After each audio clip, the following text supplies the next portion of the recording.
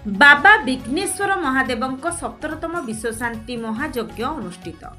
कटक जिला कंटापड़ा ब्लॉक गोविंदपुर थाना अंतर्गत नाहालपुर ग्राम पंचायत नाहालपुर ग्राम बाबा विघ्नेश्वर महादेवଙ୍କ 17तम विश्वशांति महायज्ञ अनुष्ठित हो जाइछि। जागर परदिन 150 कलश यात्रा आरंभ होइतिला। नाम संकीर्तन हुलहुली भक्तिपूर्ण परिवेश रे चिंगुड़िया नदी 150 कलश जल विश्वशांति महायज्ञ पई अणा जाइतिला। यज्ञ उपलक्षे 5 दिन धरी बादी पाला परिवेषण करा जाइथिला। आखपाख अंचलर शताधिक दर्शक पाला देखिबाकू आसिथांती।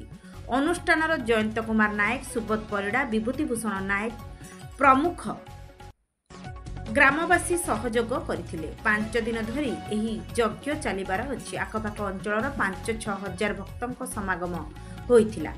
भक्त मानक पे अन्न प्रसाद व्यवस्था करा जाइथिला। कटक जिला नाहालपुर पंचायत सपन प्रधान का रिपोर्ट, स्वतंत्र टाइम्स न्यूज।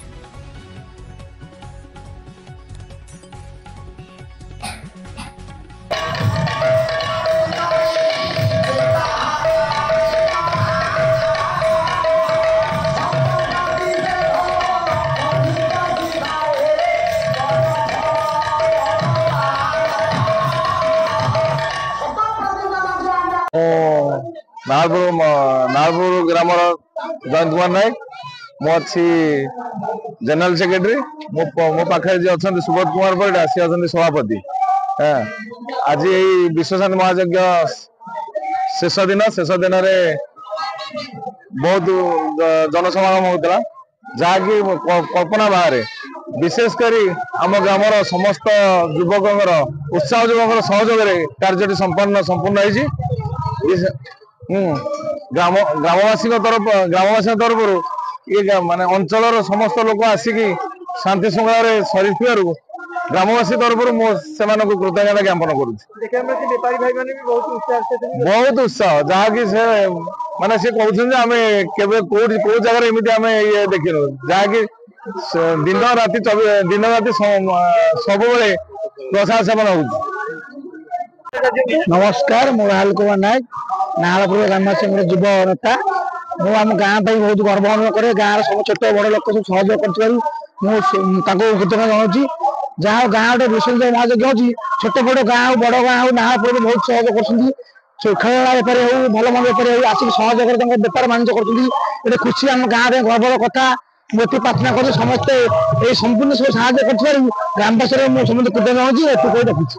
नायक नाहालपुर आज हूँ देवदेव महादेव बाबा विघ्नेश्वर 17तम वार्षिक उत्सव विश्वशांति महायज्ञ दीर्घ 17 वर्ष है। आज ये कार्यक्रम आम गाँव में चली आसी सारा संसार में शांति केमती प्रतिष्ठा हो, गाँव में शांति श्रृंखला आम समस्ते आगू बढ़ा और समस्त मंगल कामना करी आम गाँव किसी बुद्धिजीवी मैंने दीर्घ 17 वर्ष तले ये कार्यक्रम ये आरंभ करते समस्त स्नेह सदिच्छा भल पाइबा और सहयोग वर्ष पर वर्ष आम एमती कार्यक्रम ये आयोजन कर आम गाँ भितर भाईचारा रोचे आखपाख आम पड़ोशी अंचल में समस्त सहयोग आसिक आम सहित सहयोग कर कार्यक्रम को सफल कर आज आम पूर्णावती प्राय हजार हजार भक्त मान समागम होता समस्ते सहयोग कर आज कार्यक्रम ये सफल कर समस्त प्रत्येक दिन आम प्रसाद सेवन व्यवस्था हुए प्रत्येक दिन राति आमर बादीपालार सांस्कृतिक कार्यक्रम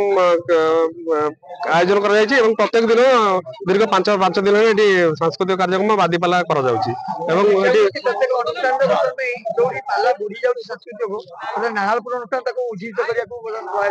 देखो आमर सब आम पुराना संस्कृति और परंपरा को बचाई रखा चेष्टा करूँ। केवल यही माने पाला ही गोटे माध्यम नुहे सब आम गाँव में जेकोसी अनुष्ठान करूँ आम सब परंपरा को और भाईचारा को बेसी गुरुत्व देता हूँ। से प्रत्येक कार्यक्रम माने पुराना जो परंपरा अच्छी बचाई रखा चेष्टा करता हूँ।